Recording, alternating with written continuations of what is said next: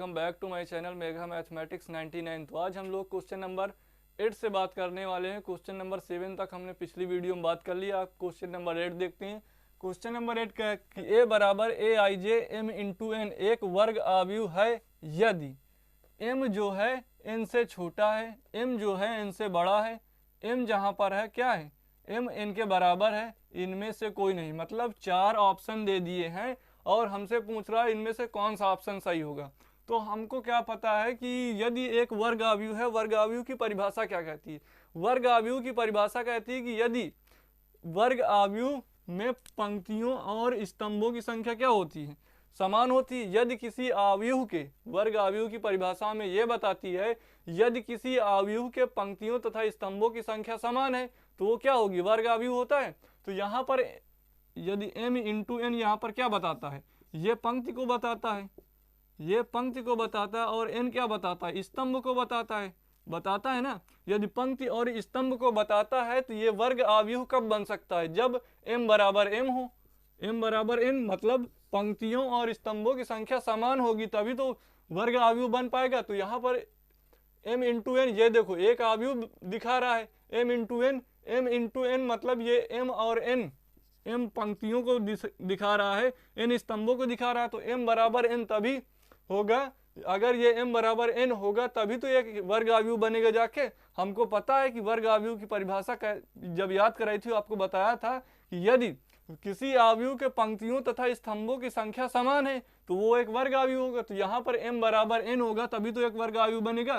तो यहाँ पर हमारा ऑप्शन नंबर सी सही है और बाकी गलत है। यदि m इंटू एन मतलब m यदि n से छोटा हो जाएगा तब भी वो वर्ग आव्यूह नहीं बन पाएगा, वो एक आयताकार आव्यूह बन जाएगा। यहाँ पर भी वो आयताकार आव्यूह बन जाएगा और इसमें से कोई नहीं, ये भी नहीं, m बराबर n ही होगा। देखते हैं नेक्स्ट क्वेश्चन।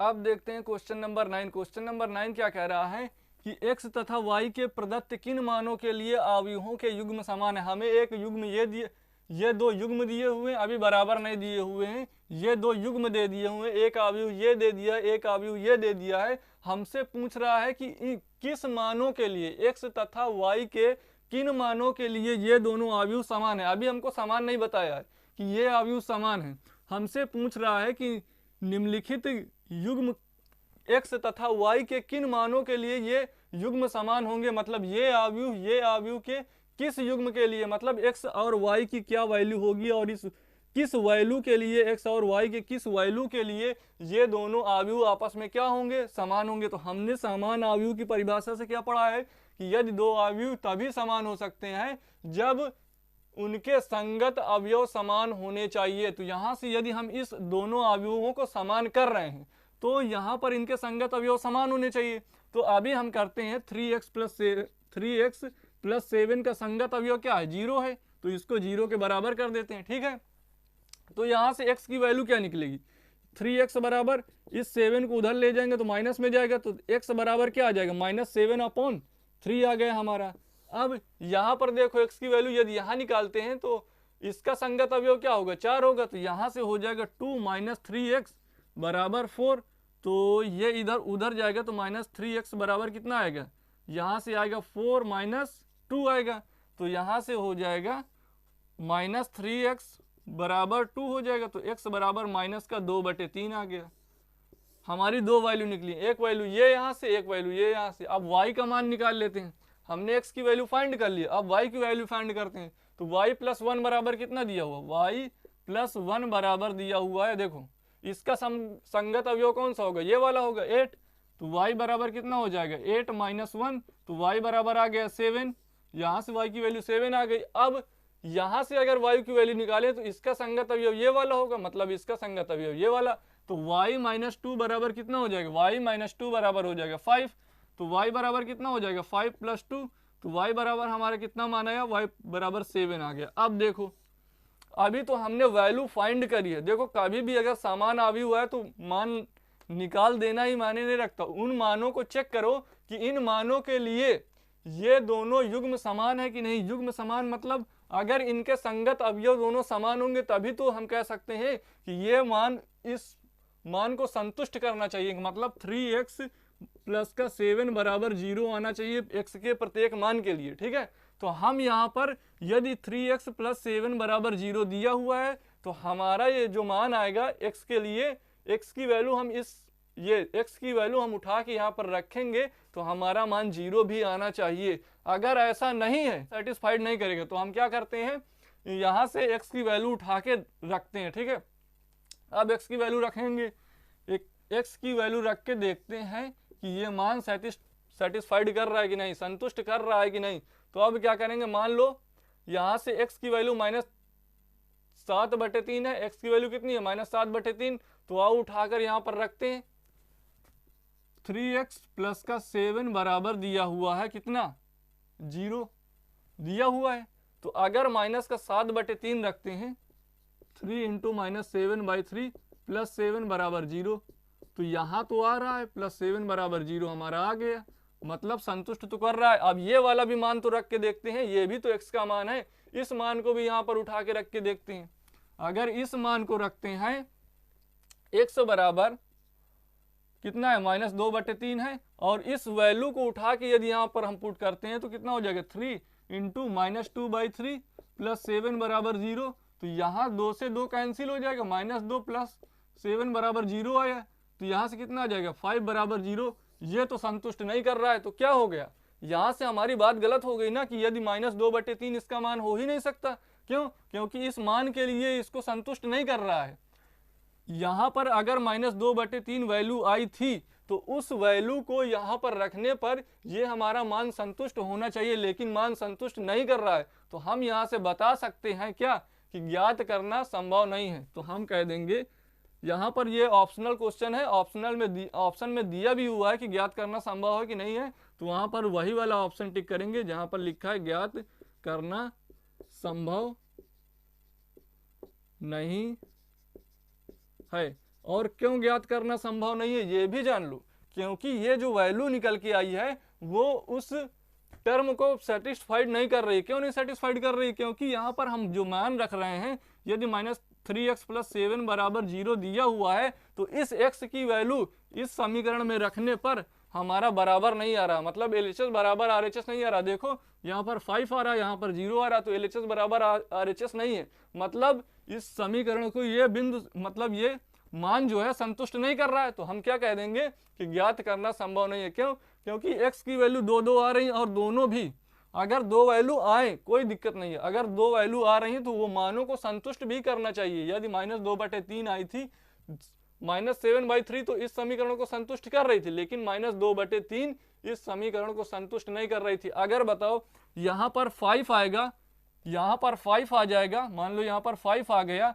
और यहाँ पर 0 है, तो ये दोनों समान अवयव बन ही नहीं पाएंगे। क्यों नहीं बन पाएंगे, क्योंकि इनके दोनों को संगत अवयव नहीं समान है ना, ये बराबर ये नहीं है, तो समान अवयव कैसे बता पाएंगे। और हमको वही मान बताना है x और y के, जिससे ये दोनों अवयव आपस में क्या हो जाए, समान हो जाए। क्योंकि हमसे बताया हुआ कि 2 युग्म दिए हुए, एक युग्म ये है, एक युग्म ये है, ऐसे 2 युग्म दिए हुए हैं और उनको हमको समान दिखाना है। समान दिखाने के लिए हमको क्या पता है कि समान दिखाने के लिए संगत अवयव बराबर करने पड़ते हैं। यदि बराबर नहीं आ रहे हैं हमारे x के प्रत्येक वैल्यू के लिए, हमारे दोनों मान क्या आने चाहिए, समान आने चाहिए। हमारे दोनों मान समान नहीं है, तो इससे हम ये नहीं कह सकते कि ये दोनों युग्म समान होंगे, अर्थात हम ज्ञात नहीं कर सकते। क्यों, क्योंकि x की 2 वैल्यू आ रही हैं और दोनों वैल्यू आ रही है तो कोई दिक्कत नहीं, 2 वैल्यू आ सकती हैं, लेकिन दोनों वैल्यूओं पर हमारे समीकरण के जो मान होने चाहिए वो समान होने चाहिए। यदि इससे जो वैल्यू आ रही है तो उससे भी वही वैल्यू आना चाहिए।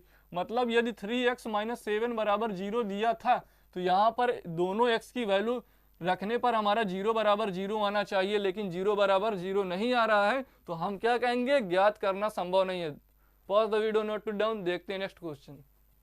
अब देखते हैं इस एक्सरसाइज का सबसे लास्ट क्वेश्चन। सबसे लास्ट क्वेश्चन है क्वेश्चन नंबर 10। क्वेश्चन नंबर 10 कह रहा है, एक 3/3 कोट के ऐसे अवयवों की कुल कितनी संख्या होंगी जिनकी प्रविष्टियां 0 हैं या तो 1 हैं। प्रविष्टि का मतलब यहाँ पर होता है अवयव, अवयव के अंदर जो अवयव लिखे होते हैं उन्हीं को या प्रविष्टि कहो या अवयव कहो, तो ये हो गया। अब हमको बताना है कि यदि 3/3 का कोई अवयव है, अभी हमको उसके अवयवों के बारे में जानकारी नहीं है, लेकिन उसकी कोटि हमको पता है। 3/3 का है मतलब 3 पंक्ति 3 स्तंभ है, तो इसके अंदर मतलब कितने अवयव रहे होंगे, 9 अवयव रहे होंगे। ठीक है, देखो 3/3 का है तो एक पंक्ति, दो पंक्ति, तीन पंक्ति, एक स्तंभ, दो स्तंभ, तीन स्तंभ, हमने बता लिया। और कह रहा उसकी प्रविष्टि क्या होनी चाहिए, या तो अवयव 0 हो या तो अवयव 1 हो, मतलब कोई और दूसरे अवयव नहीं आएंगे। अवयव कौन कौन से आएंगे, यहाँ पर अवयव कौन कौन से आएंगे, या तो 0 होगा या तो 1 होगा।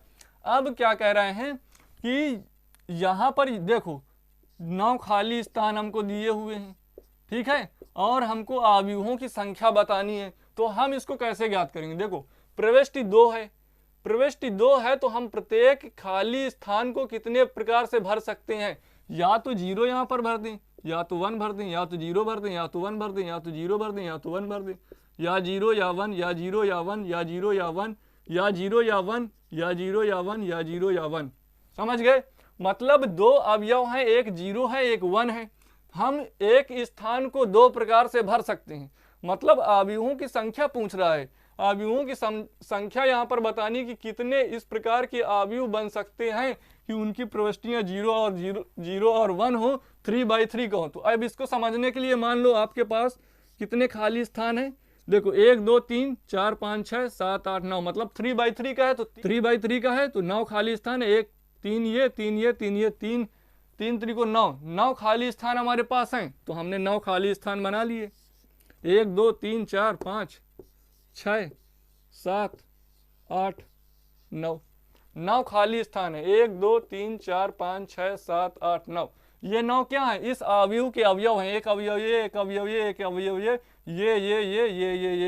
मतलब 9 अवयव हमारे पास हैं और प्रत्येक अवयव को 2 प्रकार से भर सकते हैं, या तो वहां पर 0 रख दें या तो वहां पर 1 रख दें, हमारी मर्जी होगी, सब में 0 0 भर देंगे या 1 1 भर देंगे, या कहीं पर 0 भर दें 1 भर दें, मतलब प्रत्येक अवयव को 2 प्रकार से भर सकते हैं। इसको भी 2 प्रकार से, इसको भी 2 प्रकार से, इसको भी 2 प्रकार से, इसको भी 2 प्रकार से, इसको भी 2 प्रकार से, इसको भी 2 प्रकार से, इसको भी 2 प्रकार से, इसको भी 2 प्रकार से, इसको भी 2 प्रकार से, मतलब प्रत्येक अवयव को हम 2 प्रकार से भर सकते हैं। और अवयव मतलब प्रत्येक खाली स्थान को हम 2 प्रकार से भर सकते हैं। और खाली स्थान हमारे पास हैं कितने, 1 2 3 4 5 6 7 8 9। यदि 9 खाली स्थान है और प्रत्येक को हम कितने प्रकार से भर सकते हैं, 2 प्रकार से, तो हम कुल कितने अवयव बना सकते हैं। अब इनका सबका मल्टीप्लाई करा लो, 1 2 3 4 5 6 7 8 9 है तो 2 की पावर 9 करो, मतलब 2 का 9 बार गुणा करो,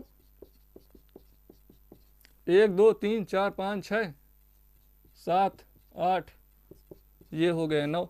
अब इसका गुणा करा लेंगे तभी तो हमारे टोटल नंबर निकल के आएंगे कि कितने अवयव बन सकते हैं, क्योंकि हम प्रत्येक खाली स्थान को 2 प्रकार से भर पा रहे हैं और खाली स्थान कितने 9 हैं। तो यदि 2 की पावर 9 करोगे तो इसका आंसर कितना आएगा, 512।